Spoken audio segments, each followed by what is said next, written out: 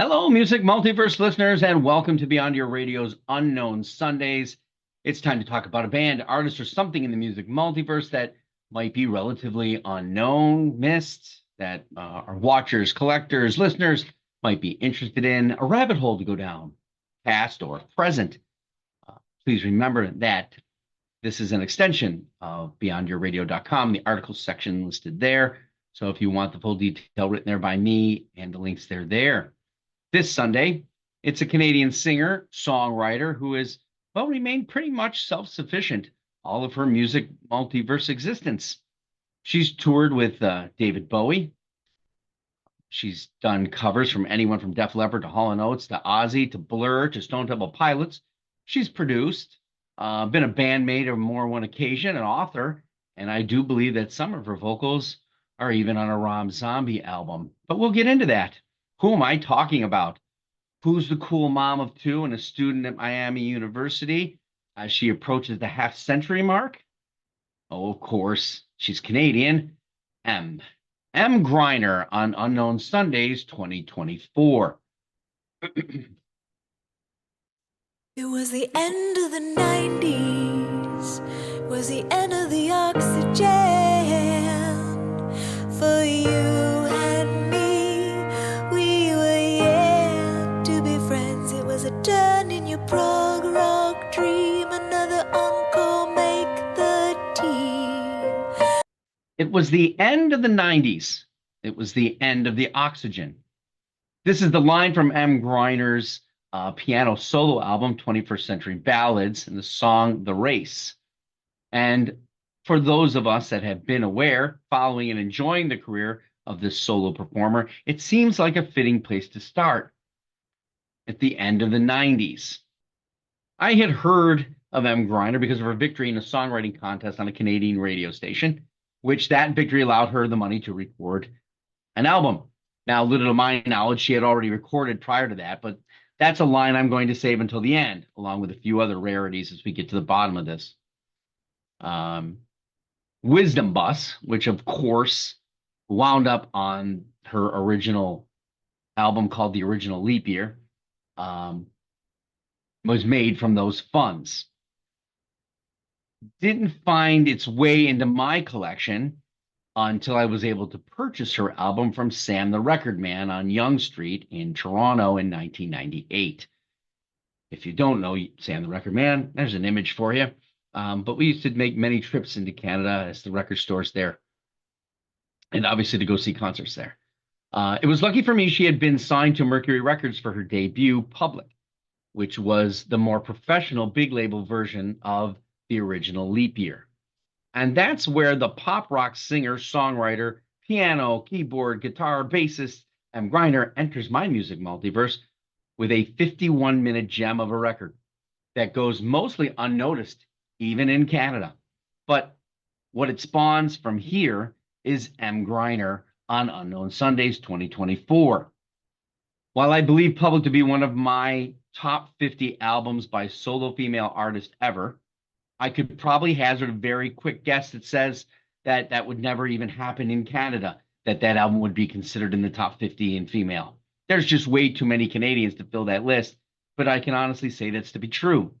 It's hard to make a valuable pop record without sucking Satan's sound pecker and becoming a soulless track hack.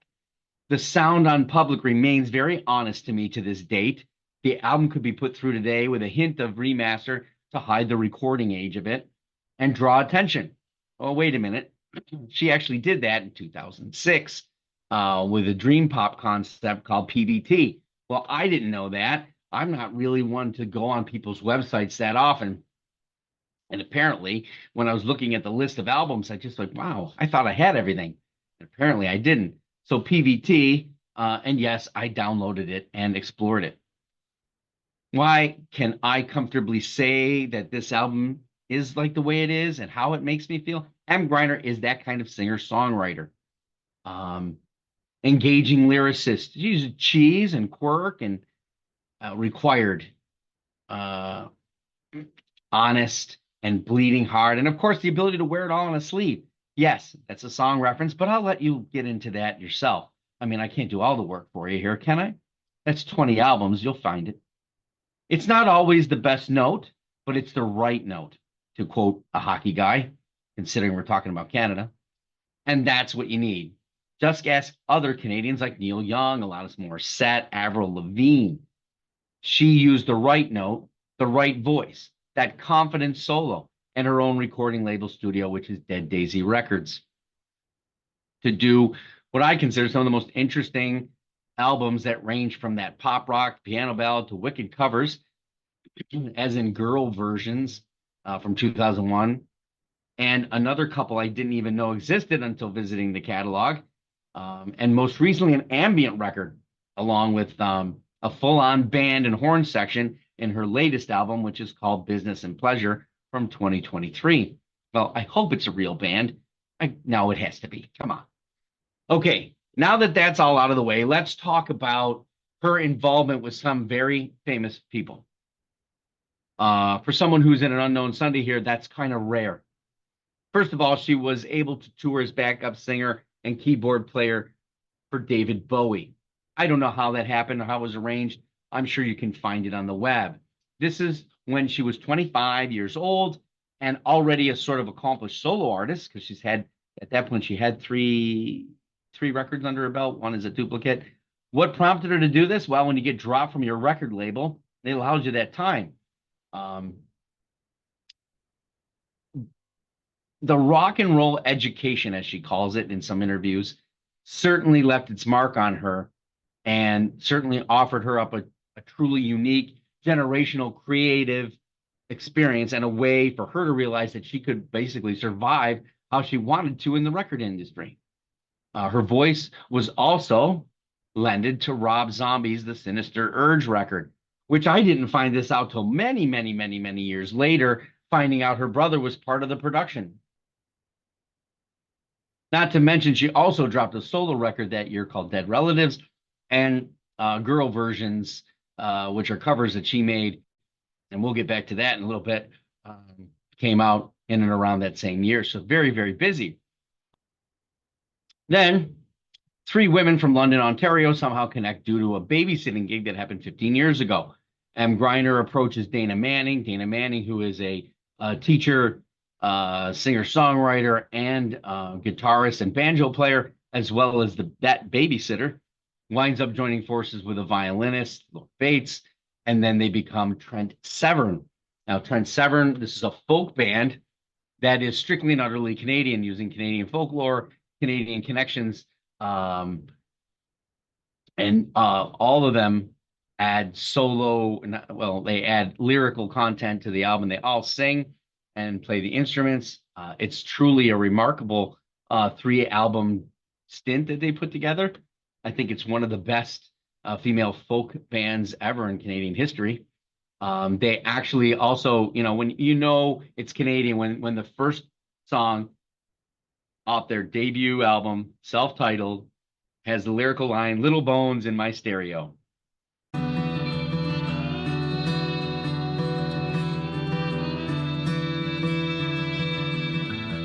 Little bones in my stereo, been in the attic for 30 years or so. It's on Snowy Soul from their self-titled debut, and that, of course, is the Tragically Hips reference. And of course, all of us had that on our stereo, even me, and I'm not Canadian. So she conquers Canadian folk band, Rob Zombie, David Bowie, cover albums, continued solo career, as well as she decides to pull in a rock band with her brother called Trapper. I guess they just wanted to get their Red Ryder Honeymoon Suite on. It's engaging. It's fun. I mean, what doesn't she do? She's got a jazz record in here too. Now, I just want to throw one more big one out there. And this is important. This is a list of the songs that Bono from U2 wishes that he had written. Brownsville Girl by Bob Dylan and Sam Shepard, Unfinished Symphony by Massive Attack, Live Forever by Oasis, The Last Song I'll Ever Sing by Gavin Friday, Lucky Man by The Verve, and Almighty Love by Emm Gryner. Yep. So I know I'm not completely off my music rocking chair, right? That's from the Summer of High Hopes album from 2006, and I have a link in the description so you can watch that.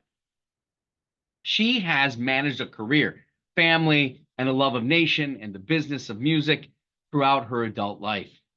No one's life is perfect, but she somehow manages a grace and continual momentum, embracing inspiration, opportunities when they arrive, the spirit of it all, and the incarnations that follow. Her recent book, not that she has any others, her book, The Healing Power of Singing, Raise Your Voice, Change Your Life, is yet another recent chapter in her ability to not only extend her passion to music and life, but to give back to those working through the process that she once went through and continues to go through still to this day.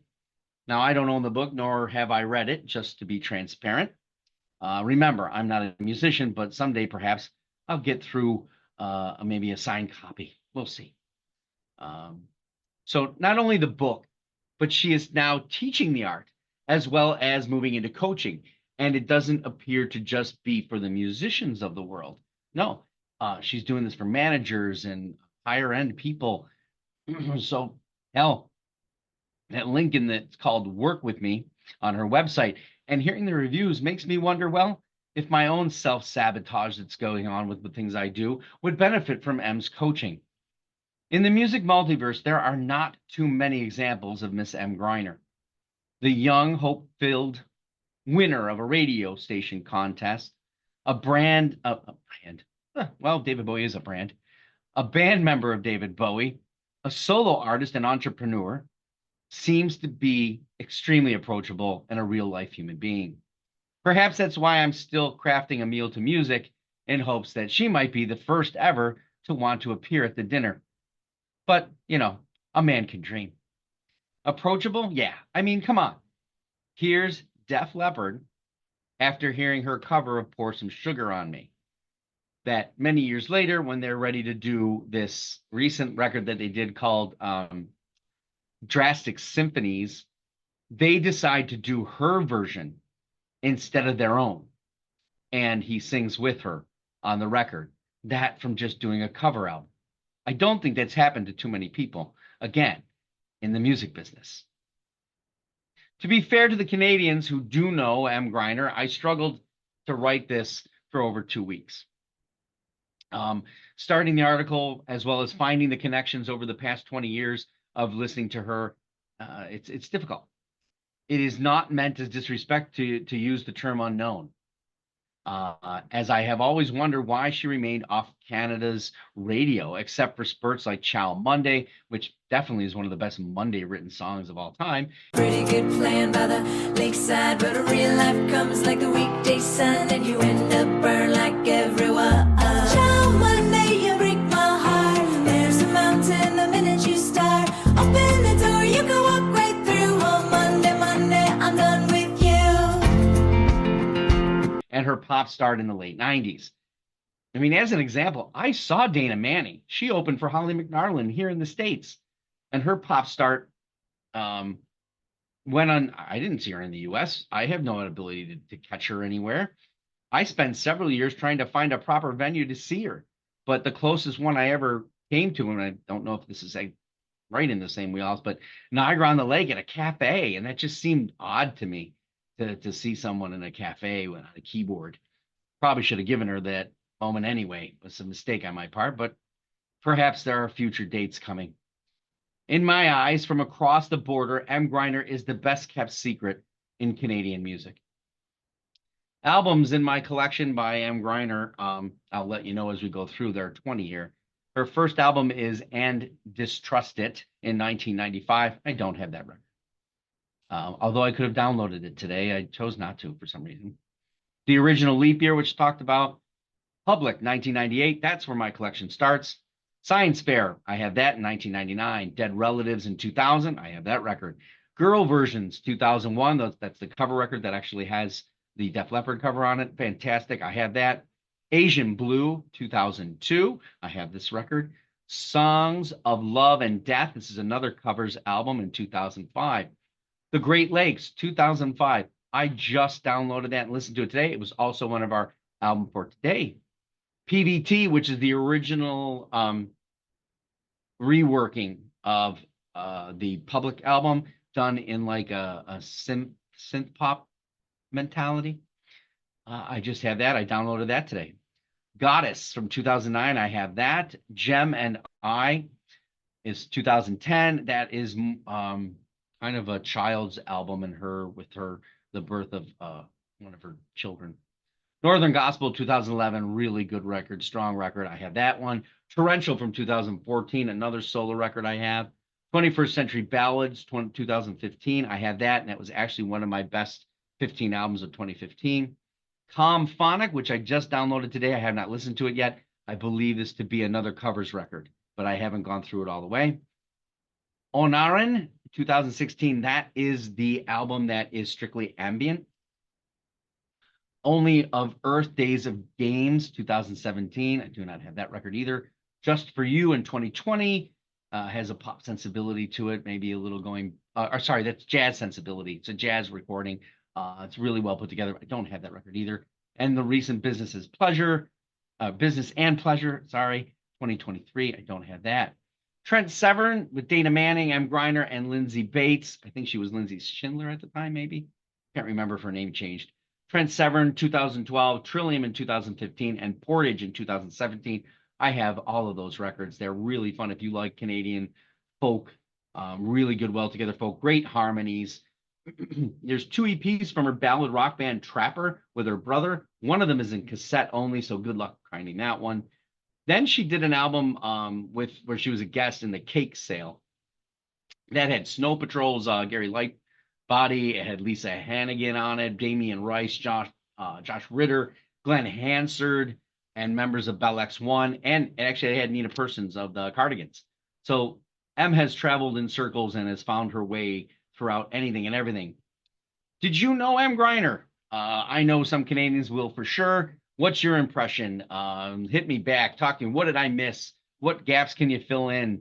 And Emm, if you're out there, we'd love to have you on the channel to hear other stories and things that might inspire other people and put them down another rabbit hole. I know you know a ton of musicians in the Canadian reach that probably we still don't know that maybe should be on this unknown. Leave us a comment or two. Like and please, as always, subscribe to the channel if you love what we're doing. We're on the web at beyondyourradio.com, Facebook, Twitter, Instagram, YouTube, of course. It's all about bands, artists, albums, anything we can get our hands on. Do the unknown soul coughing. Go beyond your radio with us, a real music appreciation channel. Thanks for watching and happy listening.